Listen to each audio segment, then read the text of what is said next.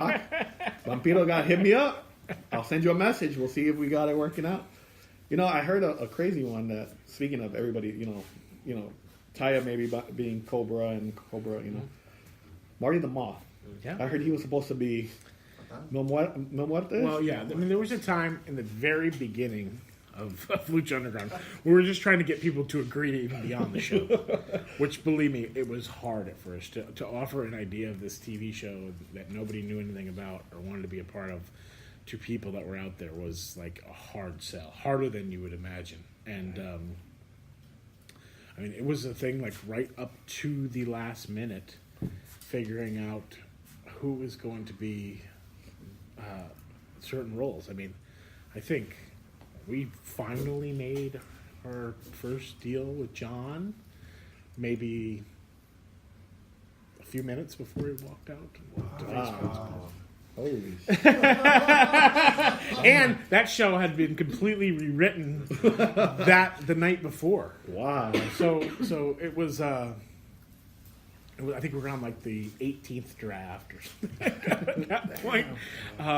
So yeah, there's lots of things like that. I mean, it was very difficult. So like at one point, Marty was he was possibly going to be Mil Muertes because we had the Mil Muertes character, right? And we just had to fill the role. Like a lot of these things, it was like fill the role. Like some of the guys who were in the crew aren't the guys that ended up being in the crew. Yeah. We have camera rehearsals, right? Like Mariachi Loco, he came and wrestled at a camera rehearsal. And we were like, let's sign him. El Dragon Azteca came to a camera rehearsal. Let's sign him. Son of Madness, I always say, and we're doing a camera rehearsal on Thursday, so hopefully, you never know. I say it's good luck for the past 3 seasons. We found people that end up making the show, and I think that's kind of a cool, fun thing. See, Butcher, you can go to the camera rehearsal. Maybe they'll hire you. No? Maybe not? Yeah, I'll still think about it. Butcher's quite expensive. Let's get this guy. He just came in. So. Thank you. Yeah, I want to thank we'll get Facebook you. Live. I want to thank you guys. The traffic was brutal. And then we'll get you. First off, Chris, I am just so excited that you guys are back. My son and I have been going since October of 2014. We were there like maybe the third, fourth episode. Yep. And God, we love this. We love this promotion. We love that old temple. Yeah. We went to go say goodbye to it the other day before we went over to the new one. Yeah. And the new one, boy, that's quite a location there. Yeah. Saw quite a lot of interesting people. Yeah. I don't have any questions about creative because it's the same people, and you guys have killed it for 3 seasons. And it's so funny because for the longest time, people were saying, oh, it's a show about wrestling. Yeah. Okay, and I really wanted it to be a wrestling promotion. Yeah. Right? And I really got like by about the midway of the 3rd season. And in my opinion, it's the best show on TV. I just love the show. To be there and see the matches is one thing. But when you guys flesh out the show, like the one episode that comes to mind immediately from the last season is when it was revealed that the detective was Carly's mom. Yeah. Are we allowed to use cuss words? Yes, you can. You're more than welcome. Facebook, right? Yes. I couldn't fucking believe it. I mean, it was the greatest twist. That whole episode, I was just, oh my God. So I really, really look forward to seeing what you guys do. I'm sure it's going to be great. I'm so thankful I got in for the first 3 days because this is one of the 2 things I want to bring up with you is the ticketing thing was just like, what's going on? And I don't know how much you know about that because like we were talking about that stuff earlier, like in contracts and stuff. And so I was kind of wanting to know a little bit about that and when you'd made the decision. They seemed to be pretty closed off to making changes, but then they kind of opened it up as they saw people were having problems with it. Yeah. The other is the parking situation. Because in going down there the other day, it just seemed like, oh my gosh, this is gonna. And I talked with Chris, security guy Chris, and he was saying that the parking might be really tough. I know there's like one paved lot. Yeah. But I'm wondering if you guys are looking to secure lots around your area, or if that's even a possibility. Yeah. I know that it had been discussed at one point. I don't know what the final outcome is about the parking. I've been like knee deep in trying to make sure that the arena is what it is, the Sure. sets, the characters, the talent is signed and Sure. ready to go. I don't know how that's going to work, and maybe Brian doesn't. He doesn't know either. But We have a secret yeah. Lucha Underground guy Yeah. in the audience. the tickets were done pretty much to try to make things easier, and I know it's a work in progress, and it was a little difficult for some people. Right. And there were some hiccups along the way, but I think that we're hoping to make it a little bit easier situations. That way, it's just not that we didn't enjoy people, camping out for 3 days before a show, but like, you're camping out for 3 days before a show, Yes. and like I think we wanted to make it like fun and it's just easier, so you knew your situation. You go in and it's a little more organized and a little bit more manageable for everybody, rather than just a total rush and crazy Yeah. chaos. I love that part of it as far as the reserved seating. Yeah. That's great Yeah. because there's not that, there's going to be that holding pen, I would imagine, like Yep. there was before. Yeah. But, having to sign the releases and everything. But, yeah, as much as I loved being in that line because, you just shoot the shit with everybody. Yeah. We were all buds. And, Yep.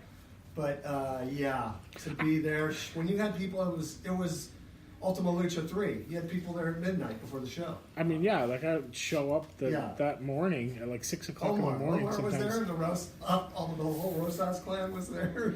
I mean, sometimes you get there at 6 o'clock in the morning, and there would be people cooking breakfast outside on the street. Yeah. Okay. Whoa. There you go. But I think that Never got any of that. I don't know if that will go away. I don't think that camaraderie and any of that Yeah, stuff I don't will think go so away. either. There's too much fun to be had, and I don't know if that will stop people from camping out or not. But or from tailgating. But I just don't know where that will happen at or how that's going to work. But Well, you I said wish you I met could- some interesting people. I don't think you want to be camping out with them.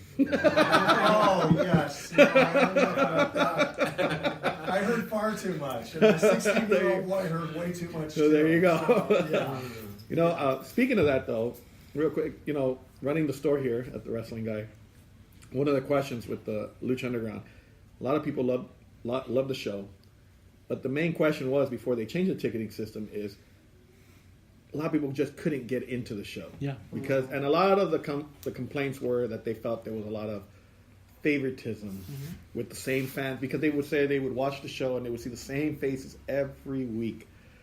So when you guys did change the ticketing system, I know a lot of the Lucha faithful kind of didn't like it, Yeah. but a lot of the new people did like it because they felt like they had a better chance at finally getting tickets. Yeah. How is important? I mean, for me at least, as a wrestling fan, yeah, it's cool to see the same faces, but at the same time, I like to see new faces and new reactions Yep. to it. So, I mean, is that something that maybe affected the ticket system, or do you like new faces in the audience? I mean, I'm a fan of both. Okay, but I think you do need to find a balance. Right. Because you need new people and new reactions and stuff like that. But at the same time, we're taping a show where people need to be aware. I think it helps that you have some people in the audience that are aware of what's going on, that can basically be ringleaders of to get people to know. Otherwise, every time Johnny Mundo comes out, everybody's going to cheer for Johnny Mundo, Right, which right. was, That was the. I think that's an important thing, to have some people that are there, and to reward a lot of the fans that have been with us since day one. Right. I mean, it's a cool thing. I don't think that people should be super upset that they don't get to go every time. I mean, I know it's an exclusive club and stuff like that, but I think it shows that the show is growing and that more Right. people want a chance to go. I mean, it's an excluve ticket in town. Yeah. Really. I mean, I've heard that people are like trying to scalp them. I don't know how they're going Yeah. to do that. I don't know how that's possible. I've had customers come Because in you have to here. give your name. Right. But it's crazy. I've had customers come in here that say, like, if they were charging $20, $30 a ticket, they'd be willing to pay for it. So I think that's why they're a little excited with the new ticketing system. I get it, and then we did have some Lucha faithful that said, like, oh, why do you do this, Yeah.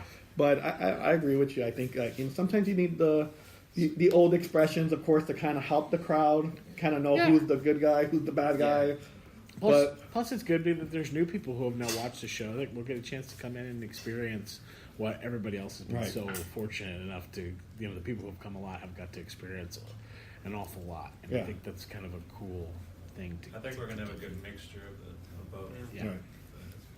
That was a question that I had. It was like, you were talking about characters, right? And the believers themselves in the temple is a character, 100%. right? And how does that play into your writing?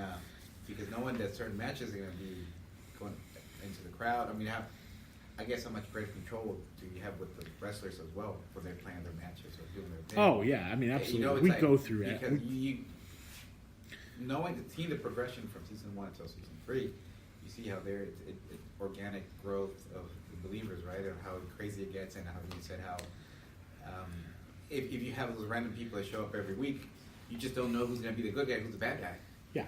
right? Because yeah, like you said, if people are not watching, and if you don't have the same people that go to the previous shows, if it's a new character, you don't know what's going on. So, Exactly. like I said, it's an organic thing, and that's what I'm saying. How do you guys I agree. That's why I think that there needs to be a mix. I mean, sometimes you have people that are there that are following what's happening in the storyline as we are going through the season. So there's something that happens in episode 1 that's going to pay off in the ring on episode 12. Like, that's a big deal, and you want people to be able to react when that thing goes down. But at the same time, it's cool because we don't want the audience to react to some of the things that are happening behind the scenes because we don't want them to know about it because they don't know about it. And that's like one thing that I think separates us. And I kind of love that part about, and it was one thing that always bothered me about the WWE sometimes. And I think in the early stage of Lucha Underground, we were trying to figure out where that line was, but like that the commentators don't necessarily know everything that's happened, or that the fans in the arena don't know what's happened. And it's like you could just go and watch. Right. Like, I don't know. If I'm, God, here we go with WWE again, but if I know if I'm in a tag team and like on the New Day and Kofi Kingston gets attacked and everybody in the arena saw it, why didn't I see it too? And then just go do something about it. Or Right. the general manager or Right. whatever didn't see it. So I think that's kind of a cool thing. But I don't know if I answered your question or not. Kind of. And did you guys expect that reaction? How it was going to grow with people?